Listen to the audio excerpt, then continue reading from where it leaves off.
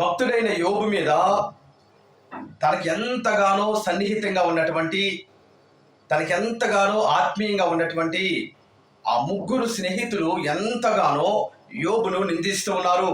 ఇదిగో మాకు నువ్వు ఏదో దాస్తున్నావు, రహస్యంగా నువ్వేదో పాపము చేశావు, ఇదిగో నువ్వు చేసినటువంటి పాపం వలన దేవుని దగ్గర నుంచి నీకు ఉగ్రత వచ్చింది, కాబట్టి నువ్వు ఏ పాపము చేశావో ఆ పాపాన్ని కానీ నువ్వు ఒప్పుకున్నట్లయితే దేవుడు నిన్ను కరుణిస్తాడు, దేవుడు నిన్ను మరలా దీవిస్తాడు అన్నట్లుగా రకరకాలుగా వారు మాటల చేత యోబుని ఎంతగానో గాయపరిచినప్పటికీ కూడా యోబు మాత్రం అంటాడు కదా, నేను ఏ పాపము చేయలేదు, నేను ఏ దోషము చేయలేదు, నేను ఏ దుష్కార్యము చేయలేదు, నా దేవునికి వ్యతిరేకంగా నేను ఏ చెడ్డ పని చేయలేదు అన్నట్లుగా తనకు తాను వాదించుకున్నప్పటికీ కూడా ఈ స్నేహితులు మాత్రము ఎంత మాత్రానికి ఒప్పుకోరండి.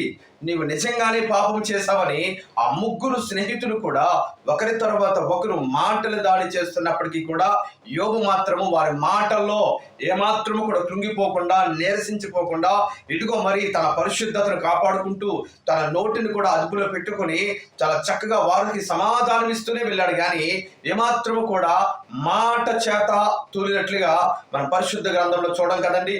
చివరిగా చూసినట్లయితే గనక యోబు భక్తి, యోబు యొక్క విశ్వాసము, యోబు యొక్క యథార్థత, యోబు యొక్క నీతి అతనిని కాపాడింది. దేవునికి స్తోత్రం కలుగును గాక.